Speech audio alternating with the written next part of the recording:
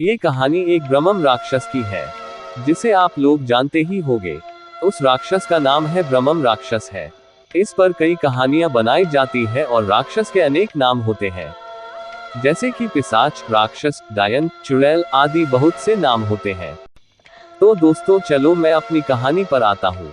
हमारे गांव में एक ब्राह्मण रहते हैं, जिनका नाम दुर्जन सिंह है। दुर्जन सिंह को लोग दुर्जन जी कहकर बुलाते हैं। उनके घर से कुछ दूरी पर एक खेत था। उस खेत में एक बहुत बड़ा बरगद का पेड़ था। वह बरगद का पेड़ बहुत पुराना था। कुछ समय के बाद उन्होंने उस खेत पर घर बनाने की सोची।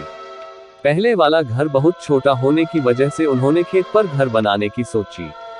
उन्होंने उस बरगद के पेड़ को काटवाया और अपना घर बनवा लिया। कुछ दिन तो ठीक ठाक चला, पर कुछ दिन बाद दुर्जन जी बड़े परेशान रहने लगे। वह कभी पूजा करते और कभी नहीं। तो उनकी बीवी ने उनके बदले स्वभाव को देखकर पूछा कि तुम आजकल पूजा नहीं करते हो और आजकल बदले बदले से रहते हो, कभी बच्चों को डांटते रहते हो, तुम्हें हुआ क्या है?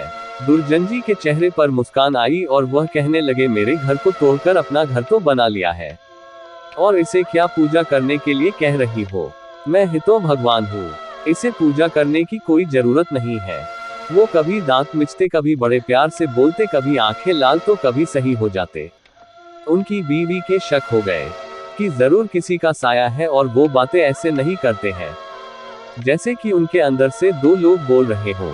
तब उनकी बीवी ने उनको बिठाकर हनुमान चालीसा पढ़ने लगी। वो सोच रही थी अगर कोई होगा तो भाग जाएगा, पर दुर्जन जी पर उसका कोई असर नहीं पड़ा रहा था।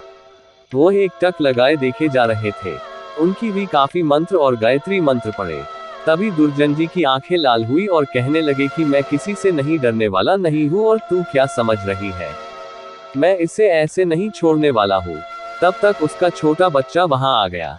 दुर्जन जी ने उसे जोर से पकड़कर अपनी तरफ खींचा लिया और ऐसा लग रहा था कि उसके सिर को कच्चा ही चबा जाएंगे।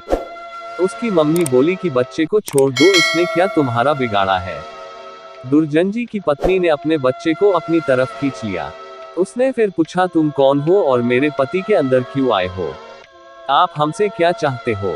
आप हो कौन? तब उसने कहा कि अगर अपना भला चाहती हो तो बरगद के पेड़ लगाओ, जितना भी हो सके पेड़ लगाओ, फिर मैं बताऊंगा कि मैं कौन हूँ और फिर मैं चला जाऊंगा। तब दुर्जन जी की बीवी ने 101 पेड़ बरगद के लगाए। एक दिन उसकी पत्नी ने देखा कि आज दुर्जन जी सुबह उठकर पूजा पाठ करके आ चुके हैं। तब दुर्जन जी के अंदर जो साया था उसने बोला, मैं तुम्हारे पति को आज छोड़ के जा रहा हूँ, तुम सदा सुखी रहो, तुम्हारे आचार विचार बहुत अच्छे हैं। मैं ब्रह्मम राक्षस हूँ, वैसे मैं किसी को नहीं छोड़ता और न ही किसी से डरता हूँ।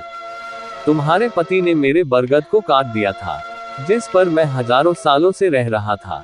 मुझे गुस्सा तो आया, पर मैं तुम्हारी अच्छाई के कारण मैंने इन्हें छोड़कर जा रहा हूँ।